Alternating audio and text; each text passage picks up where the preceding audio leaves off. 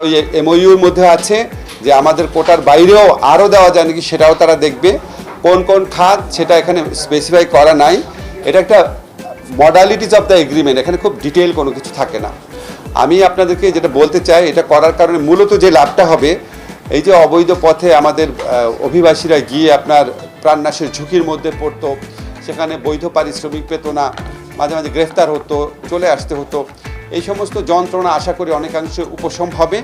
আমাদের বৈধ যাওয়ার পথ খুলে গেলে আমি ওনাদেরকে বুঝিয়েছি যে আমাদের জন্য যত বেশি বৈধভাবে শ্রমিক নেবে তত অন্যভাবে যাওয়ার পথটা মানে আগ্রহটা মানুষের কমে যাবে। ওনাদের আমার খুবই আন্তরিক মনে হয়েছে এবং আমার মনে হয়েছে যে আমাদের যারা 6th MOU, আশা করি আমরা ইউরোপে আমাদের পর্তুগালের সাথে MOU হয়েছে, আপনারা জানেন, আমাদের অস্ট্রিয়ার সাথে হয়েছে এরকম। এটা 6th MOU ছিল। আমরা সার্বিয়াতে লোক পাঠানো আরও বাড়ার কথা চিন্তা করছি, এমনকি এটা এখনও খুব প্রাইমারি স্টেজে আছে। আমরা গায়ানার থেকেও একটা অফার পেয়েছি। তো আশা করি আমরা লিগাল ওয়েতে মাইগ্রেশন অনেক বাড়াতে পারবো।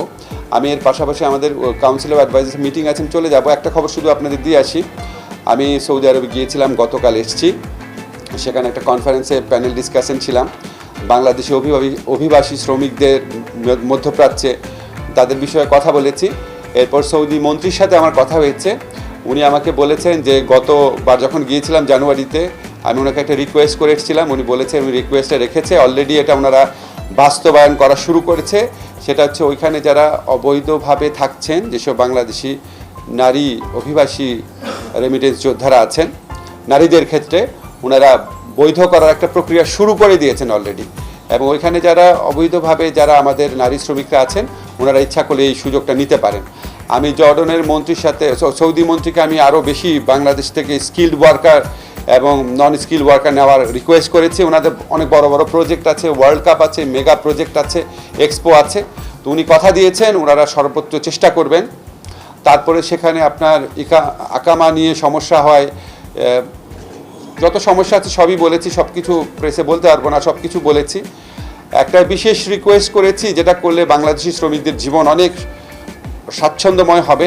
তো উনি বলেছে এটা যেন আমি প্রেসে না বলি, কিন্তু ওনারা চেষ্টা করবে আর কি।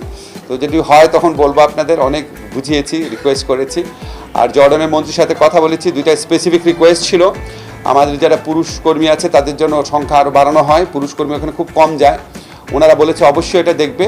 আরেকটা জিনিস বলেছি, ওইখানে আমাদের যারা নারী শ্রমিক আছে মূলত গার্মেন্ট সেক্টরে, ওনারা কেউ কেউ ওখানে গিয়ে এক জায়গা থেকে আরেক জায়গায় ট্রান্সফার হয়ে যান।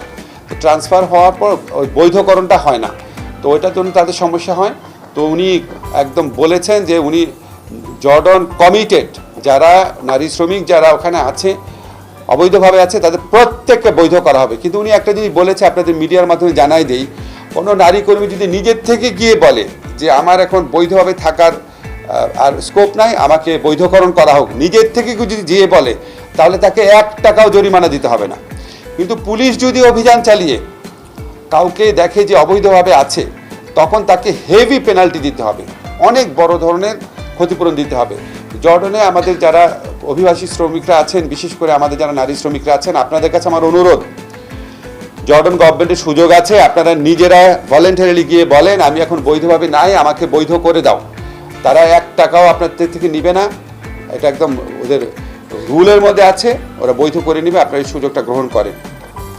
আমরা নিরন্তর চেষ্টা চালিয়ে যাচ্ছি এবং আমাদের মূলত আমাদের যারা অভিবাসী শ্রমিক আছেন মধ্যপ্রাচ্যে এবং মালয়েশিয়াতে, সেটা যতভাবে পারা যায় বৈধভাবে দ্রুত এবং একটা সম্মানজনক পারিশ্রমিকে যেন ওনারা যেতে পারেন, এই লক্ষ্যে আমরা দিনরাত কাজ করছি।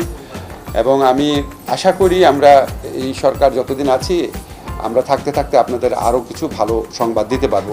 আমি সরি, আজকে আমি কোনো প্রশ্ন নিতে পারবো না, আমার মিটিংয়ে 10 মিনিট সময় আছে। সবাই অনেক ধন্যবাদ।